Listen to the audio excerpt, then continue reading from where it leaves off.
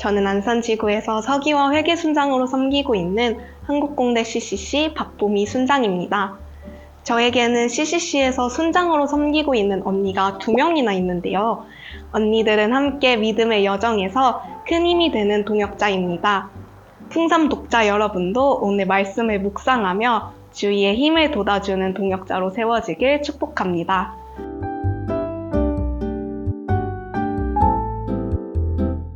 오늘 본문에서 예수님은 성령님께 이끌려 40일 동안 금식하신 후 광야에서 마귀에게 시험을 받으십니다. 성령님께 이끌려 마귀에게 시험을 받는다는 사실이 아이러니합니다. 영어 성경은 이 시험을 테스트가 아닌 템테이션이라고 번역합니다.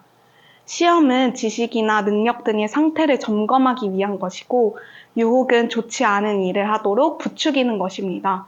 무슨 유혹을 받으셨을까요? 마귀는 3가지 유혹으로 하나님의 아들, 예수님의 정체성을 시험합니다.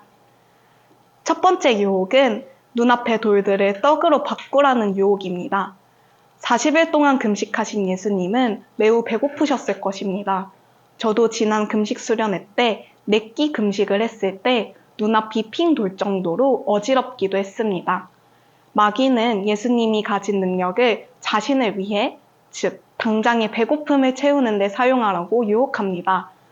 예수님은 첫 번째 유혹을 사람은 떡으로만 사는 것이 아닌 하나님의 말씀으로 살아간다고 말씀으로 이겨내십니다.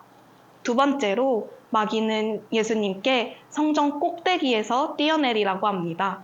주목할 점은 만약 예수님이 하나님의 아들이라면 천사들이 손으로 예수님을 받들어 돌에 부딪히지 않게 할 것이라는 시편의 말씀을 마귀가 인용하기도 했다는 것입니다. 하지만 예수님은 하나님을 시험하지 말라고 하시며 마귀의 시험을 물리치십니다. 마지막 시험은 세상의 영광에 대한 것이었습니다. 마귀는 자신에게 경배하면 천하만국과 그 영광을 주겠다고 합니다. 마치 세상의 주권이 마귀에게 있는 것처럼 말합니다. 예수님은 하나님께 경배하고 하나님만을 섬기라고 말씀하십니다.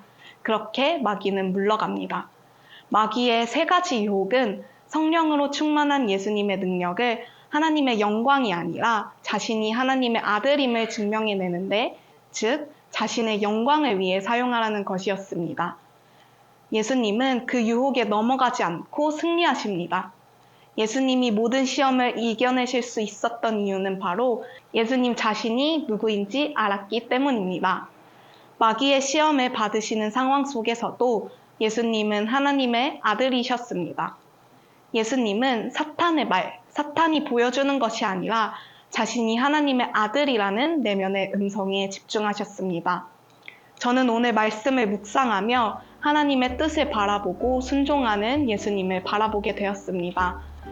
하나님의 말씀으로 마귀의 시험을 물리치시는 예수님의 모습이 진정한 그리스도인의 모습이 되어야 한다고 생각했습니다. 저희 학교 순장님은 순원 시절 제가 새생활의 시작을 배우고 왔다고 하면 동방에서 그날 배웠던 과의 중요한 성경 구절을 외웠는지 물어보셨는데요. 제가 승부욕이 좀 남달라서 그것들을 다 대답하고 싶어서 열심히 외웠던 기억이 있습니다. 그리고 순장학교 기간 동안에는 16개에서 20개의 선고암송을 진행하는데 이때도 정말 열심히 외웠습니다.